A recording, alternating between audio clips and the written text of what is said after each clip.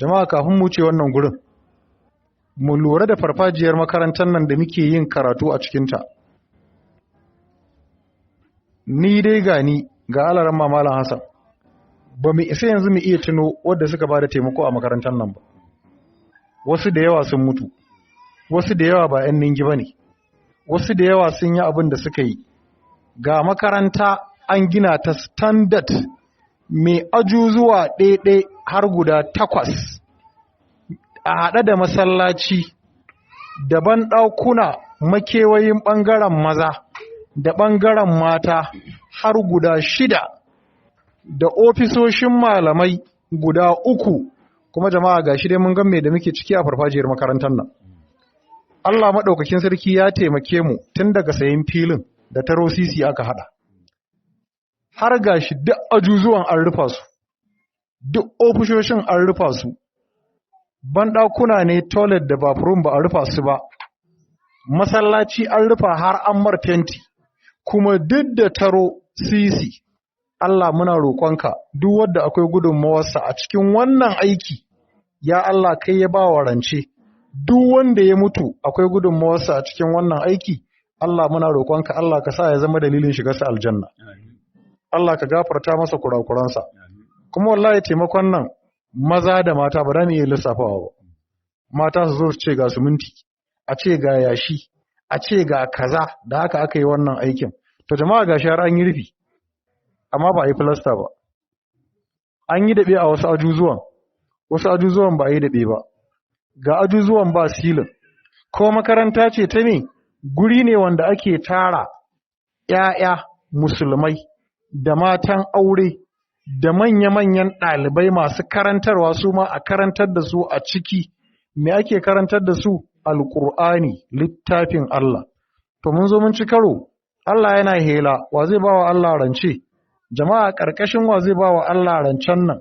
Mun tallata wannan makarantar, wadda yake da ikon taimakawa, ko take da ikon taimakawa, ko zai iya gaya wa wani, ko da ba a Najeriya yake ba. Makarantar nan akwai wanda ya turo mana taimako daga Ingila, ni ba zan manta ba. Tun lokacin naira 20,000 kuɗi ne mai yawa. Daga Ingila, mahaifiyarsa ta mar magana tana Ningi, ya turo kuɗi naira 20,000 muka zo muka ɗora cikin wannan aikin. To jama'a yadda wannan fa aikin yake, in kin san wani ko ka san wani ko ba ka da abin da za ka taimaka, ko ba ki da abin da za ki taimaka, mun fi so ma a mana direct label. Mutum ya zo ya ce shi ajuzuwa kazan nan duk zai buga musu silin, ko duk zai buga plaster, ko zai yi wayarin, ko wani abin da yi kama da haka, banda Allah ba wanda ya san iya mahaddatan Alƙur'ani maza da mata da wannan makarantar ta yayi. Tun muna yin karatu a cikin masallaci, can masallacin anguwarmu da ya haifi wannan wajen. Ya fi ƙarfin masallaci, muka haɗa da garejin sarkin ayyuka, Allah ji kansa, Allah ya gafarta masa. Ya fi ƙarfin nan, muka haɗa da gidan Ibrahim Yalo, Allah ya ji kansa. Jama'a kun ga abin da muke faɗa. Wayannan biyun duk sun koma zuwa ga Allah. Kuma wallahi su suka taimake mu, suka ba mu guraren da aka yi ta faman wato karatu. Ƙarshe muka karɓi gida haya ɗungurungun, duk shekara mu biya kuɗin hayar. Haka ake fama, ana yi har Allah maɗaukakin sarki ya taimake mu muka mallaki wannan mallakar tamu. Wannan kuma wajenmu ne dindindin. To jama'a duk wanda ya taimaka, yanzu ga wasu sun taimaka mun ce Allah ji kansu, Allah ya gafarta musu. Wannan wanda muka iya tunowa kenan. Akwai wanda ba za mu iya tuno su ba, kamar yadda na ambata, akwai wanda kwata-kwata ma ba 'yan gari ba ne, wani ya rasu ma ba mu san wato ya rasu ba. Da haka wannan makaranta asusun neman taimakonta a buɗe yake don ƙarasa aikinta da yadda za a ce har an yi mata fenti. Ai gini fenti shine aikin ƙarshe ko?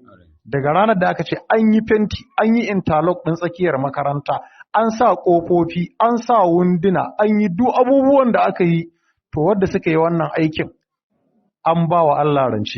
To yanzu kuma Allah ya yi hela, waye zai ba wa Allah rance?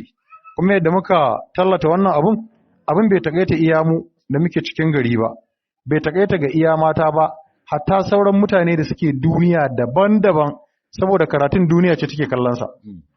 Kullum duniya tana kallon duk abin da muke yi. To sauran jama'ar da suke duniya, dama akwai wanda suke neman ina irin wannan aiki yanda za su taimaki addini su taimaka.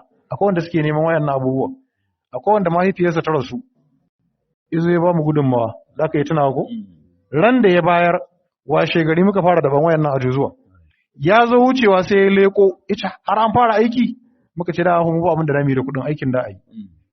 A lokacin ina jin yace ya sake ƙara 150 dai ko wani abin da ya kama da haka. To kaga ire-iren irin wayannan ayyuka din duk wanda yayi Allah zai yi masa. Duk wanda iya hanya wani ya zo yayi, to yadda Allah iba wancan lada, kai ma da kai hanya ko ke ma da kika yi hanya, haka Allah madaukakin sarki zai baki lada. Allah ce man zalla zai yuqribullaha qardan hasana. Waye ne zai ba wa Allah rance wanda yake mai kyau, fayudaifuhu lahu adafan kathira. Allah ya ce in ka bashi rancen nan zai ribanya maka ribanyawa wacce take mai yawa, min asharin mafi karanci ya baka 10, ila aksar min 70 mi'a har zuwa sama da 700